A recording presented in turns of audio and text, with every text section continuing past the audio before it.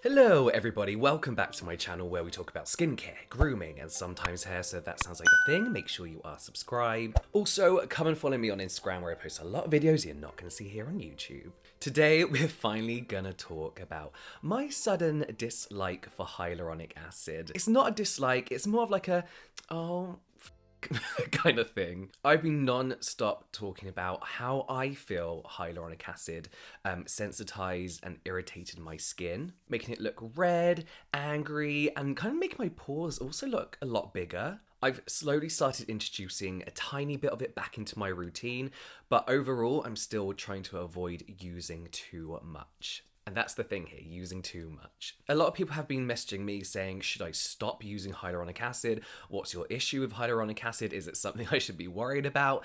What I'm about to talk to you about in this video is my personal experience. Yes, there are ideas floating about, statements made by a few scientists, dermatologists, estheticians, things like that. But like every single ingredient, you can have a reaction to it. Or you might not have a reaction to it. I'm going to say this now, if you love using hyaluronic acid and it's not bothering your skin, please continue to use it. I loved hyaluronic acid. I still want to love it. But unfortunately, my skin isn't taken to it so well. And I want to again make it very, very clear that I was possibly, in my opinion, what I think was happening was I was overusing hyaluronic acid without knowing. It was in my cleanser, toner, it was in my essence, it was nearly in every serum that I used alongside my hyaluronic acid serum. It's in my chemical exfoliator, it was in my moisturizer, it was in my night packs, it is in everything nowadays. And I think that's part of the issue, is that it's everywhere, even if you don't realize. Hyaluronic acid, sodium hyaluronate,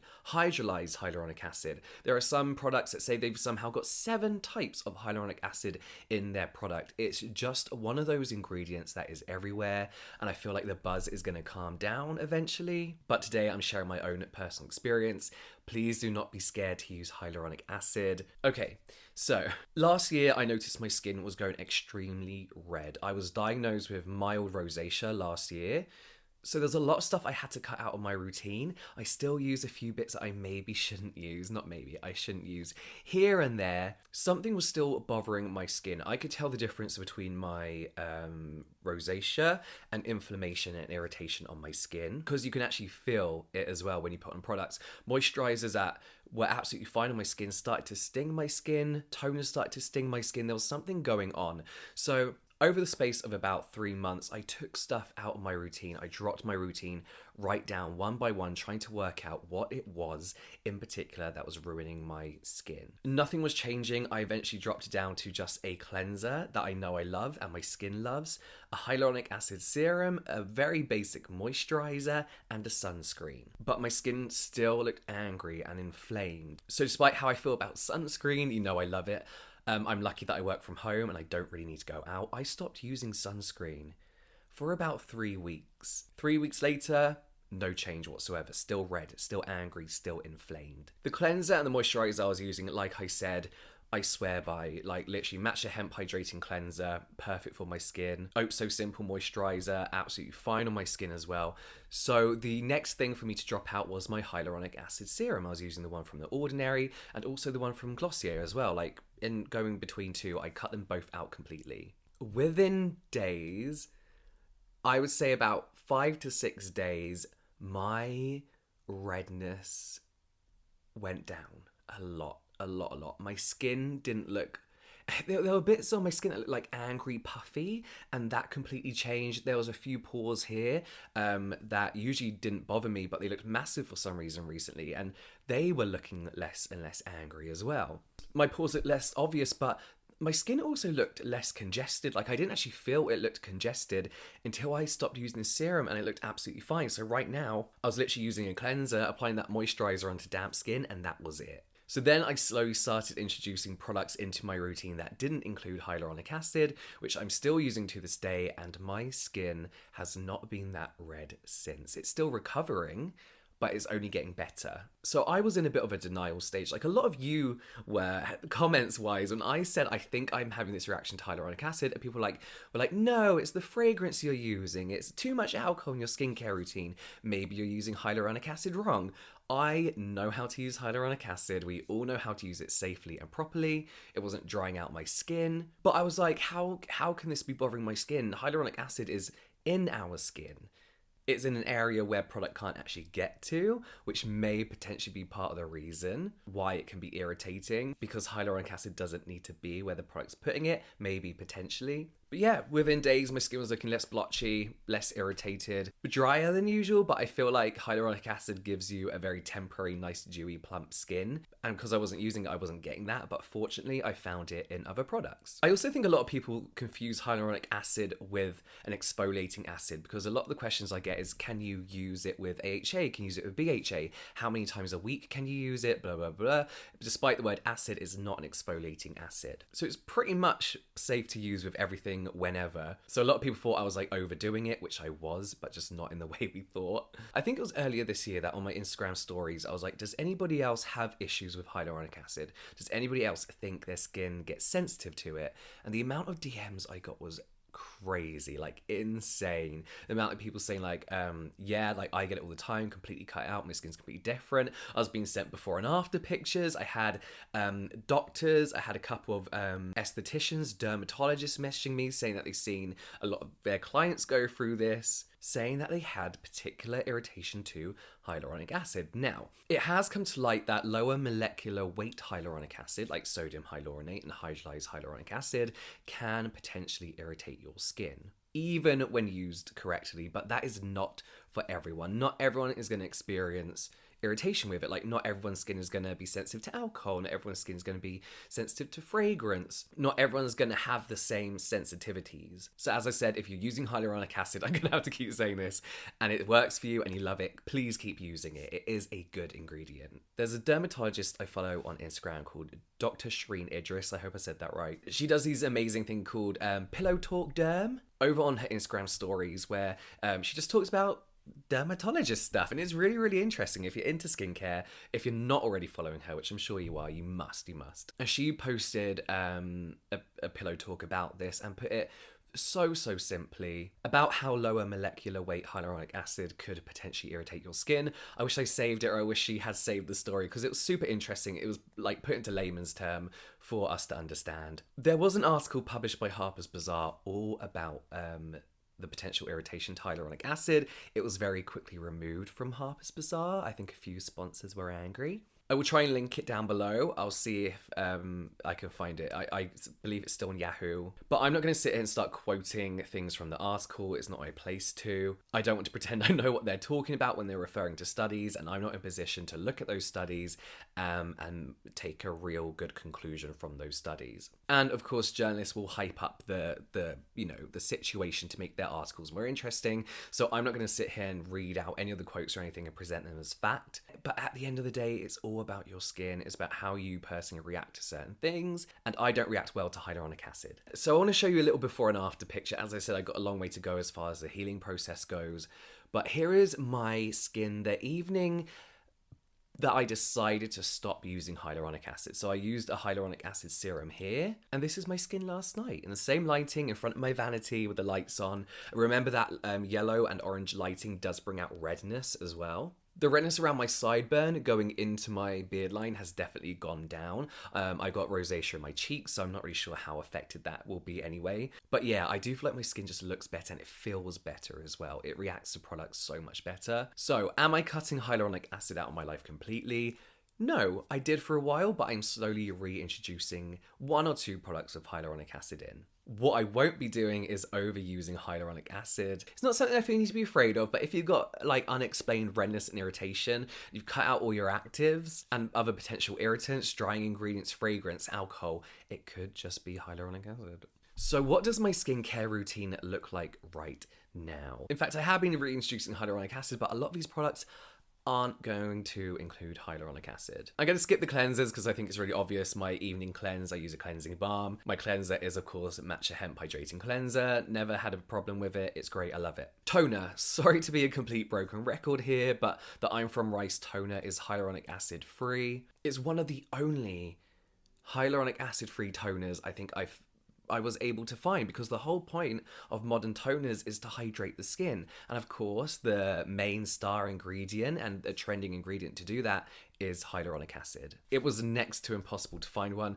but luckily I of course have the rice toner lying around. You got some really nice humectants and emollients in there to help prevent the moisture loss. Niacinamide and rice bran extract is in there as well to help give a more even complexion. It does give my skin that like instant dewy plump look, not as much as hyaluronic acid used to do, but I've got an alternative for that. As far as exfoliation goes, for the life of me, I couldn't find a chemical exfoliator without hyaluronic acid in, but I was limiting my chemical exfoliation a lot anyway during this time. I went 3 months without using an exfoliator. So I've been slowly reintroducing them. They've been absolutely fine. KRAVE, Hallelujah, and Paula's Choice BHA, which I absolutely love. They've got some really nice new exfoliating products in the form of creams and gels that are really, really nice on the skin. And my skin's been absolutely fine. I used to be able to exfoliate like 3 times a week, but when it comes to chemical exfoliation, I'm only currently doing it once a week. But I also use some enzyme scrubs as well as cleansers, which I feel during that time just did a fine job of giving me a very, very gentle physical exfoliation. As far as the essence goes, I've kind of been limiting my use of them anyway, because the I'm From Rice toner is an amazing 2-in-1, and toners and essences have kind of just merged into the same thing. But especially when you want that hydrated, dewy look, they are nice to use. And I think when I stopped using hyaluronic acid, I did feel like I was having a few withdrawal symptoms. I was like, oh, my skin just looks like dull. It probably didn't, but I was like, crap, like I want that like instant gratification back. So I've been using the, what's it called? MISSHA Time Revolution. Oh, I forgot what it's called. This one is basically a mugwort essence. Mugwort has actually been pretty amazing for my skin. It's an ingredient that I was like, when it first came out, I was like, I don't know why, I don't want that on my skin. I don't know why. But it's been soothing, it's been hydrating and nourishing without feeling heavy and sticky and thick. It's a great anti-inflammatory, anti-redness. And I feel like it's just been really making my skin feel nice and calm. But the main product that I've been using to give my skin that look of instant dewy plumpness and hydration is the Birch Juice Hydro Essence from ENATURE, a product that I used to use all the time, and then I just kind of like put it down and never picked it up again.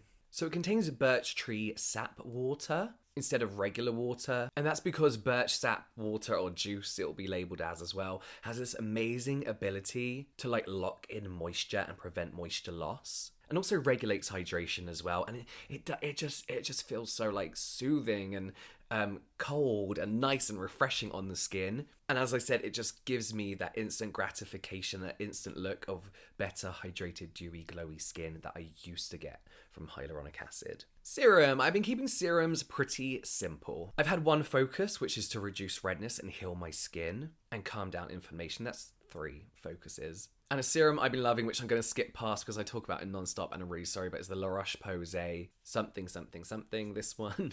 I can never remember what it's called. It's super soothing, super calming, and I really do feel like it's helped with my redness. I really only use it on my cheeks and on my sideburns, where I do feel like the redness really took over. But guys, there's someone who's come back. A product that's made its way back in my routine, and that is the INNISFREE Green Tea Seed Serum. You probably haven't heard this on my channel for quite a long time. It's moisturizing, it's hydrating, it helps strengthen the skin barrier, and the green tea is soothing and calming, and it just leaves my skin looking refreshed and clear. It's one of those products again, and I have so many of them where I'm just like, why? I don't understand why I stopped using that. It worked for me. Why did I stop? But I know why, because it's my job to carry on trying things, but you know. Also, I was using KRAVE Beauty's KRAVE Beauty's